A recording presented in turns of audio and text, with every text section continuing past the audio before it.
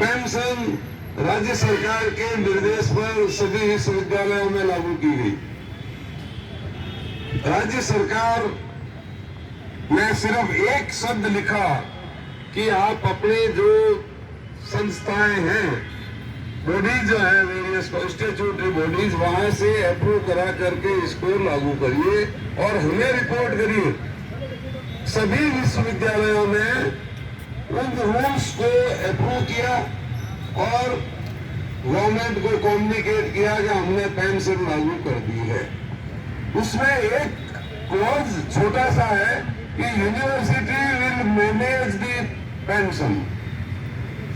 ये ब्यूरोक्रेट्स ने सभी पॉलिटिशियंस को ये समझा दिया कि मैनेज करने का मतलब है पेंशन देना, जबकि आपको पता है पेंशन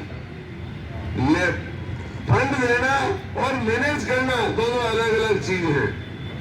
यूनिवर्सिटी को मैनेज यूनिवर्सिटी करती है, पैसे सरकार देती है। तो वही रूल यहाँ पर क्यों नहीं लागू? एक तो सबसे बड़ी अड़चन जो है, ब्यूरोक्रेट्स ने ये उनके दिमाग में कंफ्यूजन पैदा किया कि विश्वविद्यालय खुद पेंशन देने के लिए जिम्मेदार है, हम जिम्मेदार नहीं है। जितने लिटिगेशन कोर्स में हुए हैं उन सब में सरकार की तरफ से यही कहा गया कि विश्वविद्यालय ही उनको पेंशन देगा, क्योंकि विश्वविद्यालय के कर्मचारी हैं, हमारे कर्मचारी नहीं है। जबकि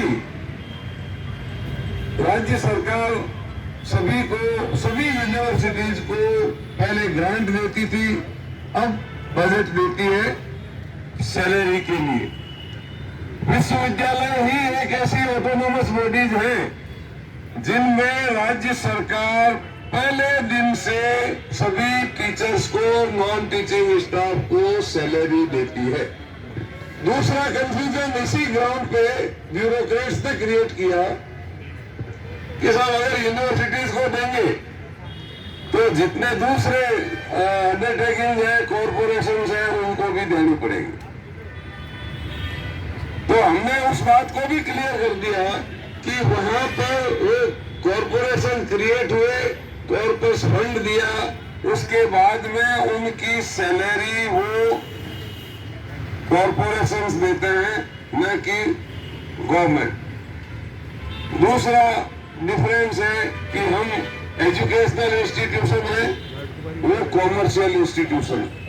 हमारा कोई अलग से सोर्स ऑफ इनकम नहीं है। स्टूडेंट्स की फीस, और वो फीस जो है प्राइवेट इंस्टीट्यूशन के मुकाबले 5% है।